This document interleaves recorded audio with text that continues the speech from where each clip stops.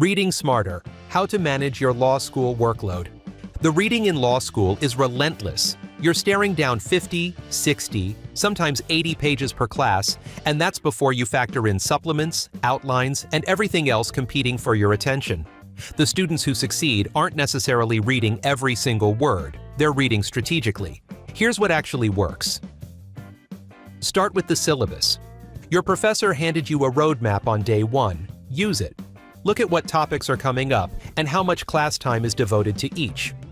If your contracts professor is spending 3 full classes on consideration, you know that's going to matter. If there's a single case that gets an entire class period, that case deserves more than a quick skim.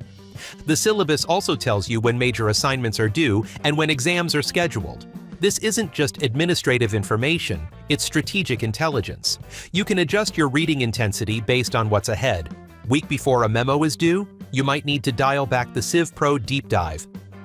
Not all reading is created equal. Some cases are foundational. They establish black letter law, they get cited constantly, they're the building blocks for everything that comes after.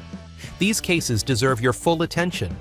Read them carefully, brief them thoroughly. Understand not just what happened, but why the court ruled the way it did. Other cases are there to illustrate exceptions, show how courts have applied a rule in specific contexts, or demonstrate how the law has evolved. These cases matter, but they don't require the same level of scrutiny. You need to understand how they fit into the bigger picture, but you don't need to memorize every procedural detail. How do you tell the difference? Your casebook usually gives you clues. Cases that appear first in a section are typically the foundational ones. Cases that come later often build on or complicate what came before. The headnotes and introductory text from your casebook editor will often signal which cases are the heavy hitters. Read the case, then read it again, differently. Your first read-through should be about understanding what happened. Who are the parties? What's the dispute? What did the lower court do? What did this court decide? Your second pass is about understanding why it matters. What's the legal issue? What rule does the court announce or apply? What's the court's reasoning? This is where you start thinking about how this case connects to other cases you've read and where it might show up on an exam. You don't always need multiple full read-throughs. Sometimes your first pass is enough. But for complex cases or foundational opinions, that second look is where the real learning happens. Master the art of strategic skimming. Some parts of cases simply matter more than others. Procedural history is important, but unless you're in civil procedure and the case is specifically about procedural issues, you don't need to memorize every motion and appeal.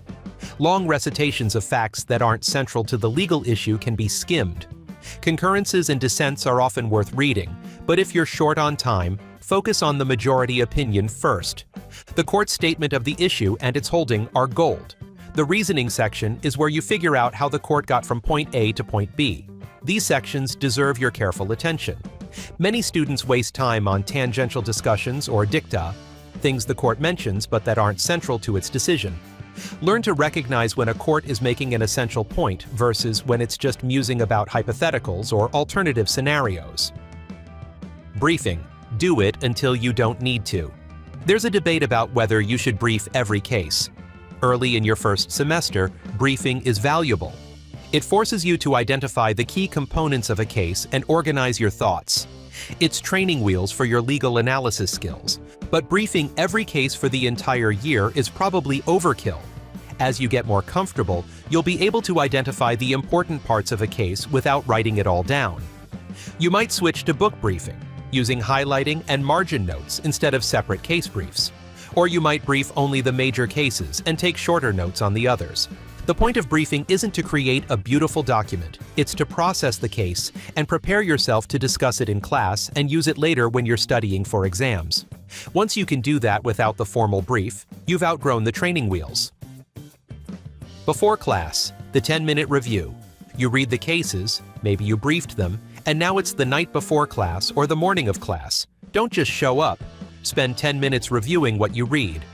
Flip back through your briefs or your annotations. Remind yourself of the key cases and how they connect to each other. This quick review makes an enormous difference.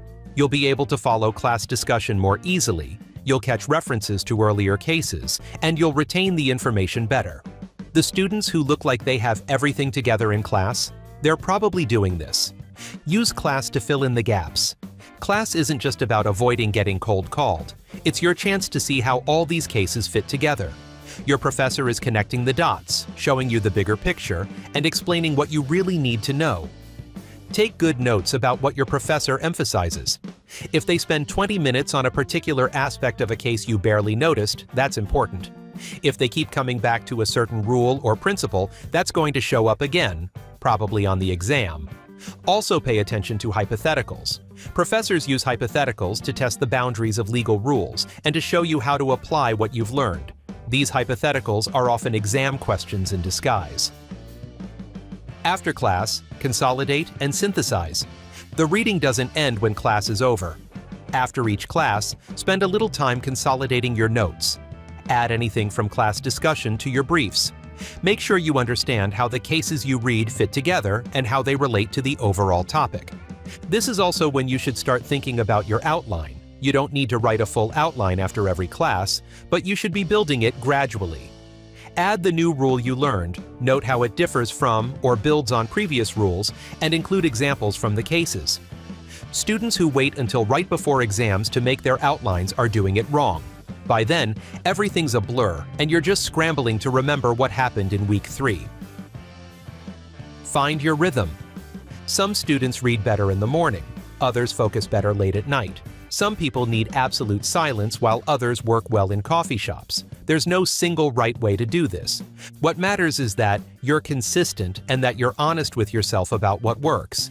If you keep telling yourself you'll read at the library after your 4 p.m. class but you never actually do it, stop lying to yourself. Find a different time or a different place. The bottom line: reading for law school isn't about reading more. It's about reading smarter. Understand what you're reading, know why it matters, and connect it to everything else you're learning. The students who drown in the reading are usually the ones who treat every page the same and every case as equally important. Be strategic. Be consistent. Be honest about what you understand and what you don't. And remember that everyone else in your section is dealing with the same avalanche of cases you are. The ones who seem to have it all figured out, they're just reading smarter.